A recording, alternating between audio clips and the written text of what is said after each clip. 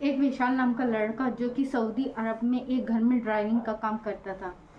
अक्सर उसकी मालकिन उससे फिटकारी और गुलाब जल मंगाया करती थी। वो बहुत परेशान रहता था कि फिटकारी गुलाब जल क्यों मंगाती है, और मालकिन ये भी कहती थी कि इसके बारे में तुम अपने साहब को मत बताना। वो हमेशा कंफ्यूज रहता था कि ये मुझसे हमेशा फिटकारी गुलाब जल क्यों मंगाती है और मालिक को मना करने पे क्यों मना करती है, आखिर इसका क्या राज है। लेकिन मालकिन से जब भी पूछता था तो मालकिन टाल देती थी कि तुम्हारी समझने की बात नहीं है, तुम इससे दूर ही रहो, जिससे वो और भी ज्यादा परेशान हो गया। क्या था आखिर उस फिटकारी और गुलाब जल का राज, ये जानकर आप भी चौंक जाएंगे। अदब नमस्कार, सत श्री अकाल। मैं हूं शबनम खान और आपके सामने लेकर आई जो कि एक और नई अनोखी दास्तान। कहानी शुरू करने से पहले आपसे रिक्वेस्ट करूंगी, अगर आप चैनल पर नए हैं तो वीडियो को लाइक करके चैनल को सब्सक्राइब कर दीजिए, ताकि मेरा हौसला बना रहे और आपके सामने ऐसी सच्ची घटनाएं लेकर आती रहूं। आज की सच्ची घटना है सऊदी अरब की। एक लड़का था जिसका नाम था विशाल। उसकी उम्र 28 साल थी। अपने परिवार की जिम्मेदारियां उसके ऊपर थी, क्योंकि उसके पिता का देहांत हो चुका था। माँ बाप भाई बहन थे जिनकी उसको परवरिश करनी थी, लेकिन उसकी आमदनी इतनी नहीं थी कि वो परिवार का भार उठा सकता था। इसीलिए उसका एक दोस्त जो कि सऊदी में काम करता था, वो उससे बोलता है कि मुझे सऊदी में बुला ले, मेरे पास यहाँ पर इतना पैसा नहीं है कि अपने परिवार की जिम्मेदारियां मैं अच्छे से निभा सकूं। उसका जो मित्र होता है उसको ये बात दिल पे छू जाती है और वो बोलता है कि यहाँ पर एक ड्राइविंग का काम है, तुम कर सकते हो, तुम्हें ड्राइविंग भी आती है, तुम्हारा लाइसेंस भी है, तुम आ जाओ, सैलरी भी अच्छी खासी तुम्हें मिलेगी। बस इतना ही कहना था। विशाल अपना पासपोर्ट बनाकर सऊदी चला जाता है। सऊदी जब जाता है तो वहाँ पर एक बहुत खूबसूरत सी औरत होती है जो विशाल को देखती है। विशाल भी बहुत हट्टा कट्टा नौजवान था, 27-28 साल का। उसे देखकर मालकिन खुश हो जाती है, ऊपर से नीचे देखती है और बोलती है कि मैंने तुम्हें सिलेक्ट कर लिया, ऐसे तो मेरे पर्सनल ड्राइवर हो। पास में ही अपने कमरे के एक उसे क्वार्टर दे देती है, बोलती है तुम्हें यहाँ पर रहना है, जब भी मैं बुलाऊंगी, जहाँ भी जाने को कहूँगी तुम्हें मेरे साथ जाना होगा। और उसको सैलरी भी अच्छी खासी बताती है। विशाल बहुत खुश हो जाता है। उसको लगता है कि वो अब अपने परिवार की जिम्मेदारियां अच्छे से निभा सकता है। उसकी जो मालकिन थी वो बहुत ही ज्यादा खूबसूरत थी और उसका पति दूर विदेश में रहा करता था। कभी कभी ही वो उससे मुलाकात करने के लिए आता था, लेकिन विशाल जब भी उसे देखता था तो उसके मन में अजीब अजीब ख्यालात आते थे, क्योंकि वो थी ही इतनी खूबसूरत। विशाल यूँ तो अपना काम पूरी ईमानदारी से कर रहा था, लेकिन कहीं ना कहीं वो अपनी मालकिन को चाहने लगा था। मालकिन भी विशाल से बहुत अच्छी तरह से बात करती थी, उसके साथ शॉपिंग करनी जाती थी। जब भी वो शॉपिंग करनी जाती थी, कुछ भी सामान खरीदती थी, विशाल से पूछती थी विशाल ये मुझ पर कैसा लगेगा। विशाल बोलता था मैडम बहुत अच्छा लगेगा, और वो उसकी इच्छा अनुसार ही सामानों को खरीदा करती थी। फिर अचानक से ही एक दिन मालकिन बोलती है विशाल मेरे पति वापस आ रहे हैं, तुम एयरपोर्ट चलो। जब ये विशाल बात सुनता है तो उसको बहुत अजीब सा महसूस होता है, क्योंकि कहीं ना कहीं विशाल मालकिन को चाहने लगा था। लेकिन एयरपोर्ट पर जब वो जाता है तो विशाल को और भी एक बड़ा झटका लगता है, क्योंकि जब वो उसको पति को देखता है, जब वो मालकिन के पति यानी अपने मालिक को देखता है, तो वो 50-55 साल का एक बुढ़ा था जिसके बाल भी सफ़ेद थे, और ये महिला सिर्फ 27 से 28 साल की नौजवान हट्टी कट्टी तंदुरुस्त थी, जिसे देखकर वो बहुत हैरत में हो जाता है कि ये इतनी प्यारी लड़की ने इतने बुढ़े से शादी कैसे कर ली, ये तो उसके बाप की उम्र का है, यकीनन कुछ ना कुछ मजबूरी रही होगी। तो राधा उसकी इसी सोच में कट जाती है कि आखिर इस मालकिन ने इतने बुढ़े से शादी क्यों की।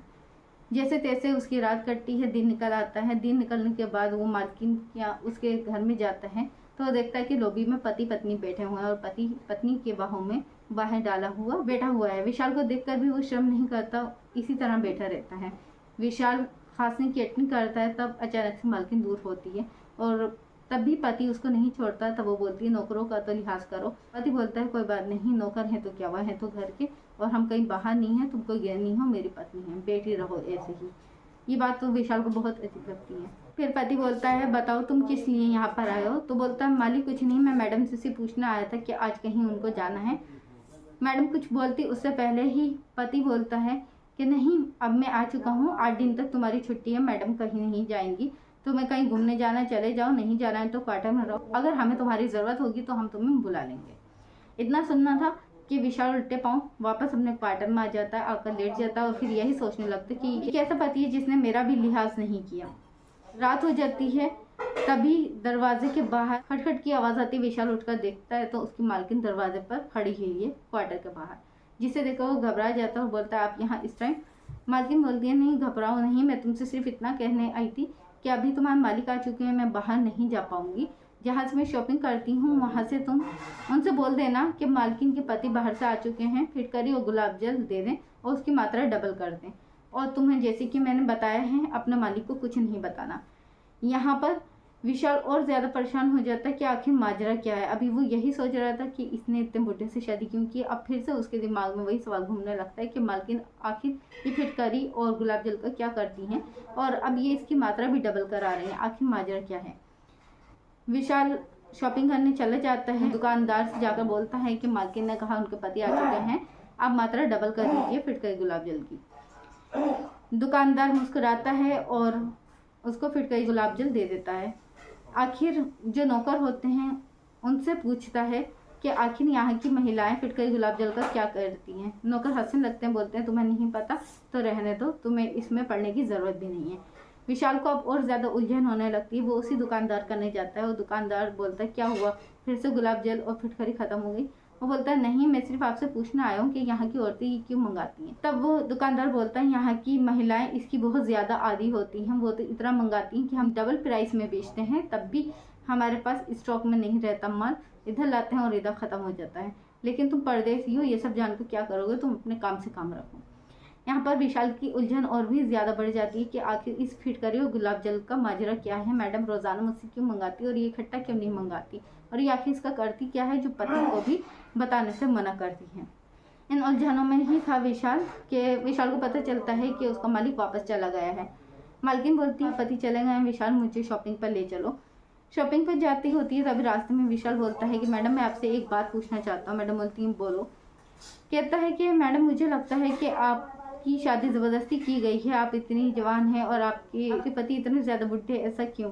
ये बात सुनकर मालकिन बहुत ज़्यादा गुस्सा हो जाती है और बोलती है अपने काम से काम रखो, तुम नौकर हो, मालिक बनने की कोशिश मत करो। विशाल यहाँ पर बहुत ही ज़्यादा मायूस हो जाता है और नज़र झुका लेता है। उसके बाद ये शॉपिंग मॉल में जाती है और बोलती है हमेशा की तरह कि विशाल ये कलर मुझ पर कैसा लगेगा। तब विशाल बोलता है कि मालिक हूँ नहीं हूँ, मैं नौकर हूँ मैडम, यहाँ पे आप मुझसे क्यों पूछ रही हैं, ये बात आप अपने पति से पूछें जिनके लिए आप ये खरीद रही हैं, जिनके सामने आप पहन कर दिखाएंगी। मैं यहाँ पे क्या कर सकता हूँ आपके लिए।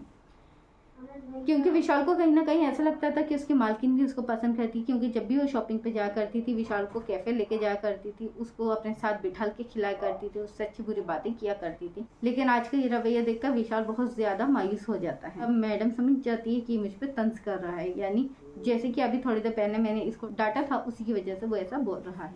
घर आते समय मालकिन बताती है कि विशाल मुझे पता है कि तुम क्यों अपसेट हो, मैं तुम्हें जो डांटा उसके लिए सॉरी, लेकिन मैं नहीं चाहती कि तुमसे मैं कोई बात शेयर करूं, लेकिन फिर भी मैं बता देती हूँ। तुमने बिल्कुल सच कहा कि मेरा इनका जोड़ नहीं है।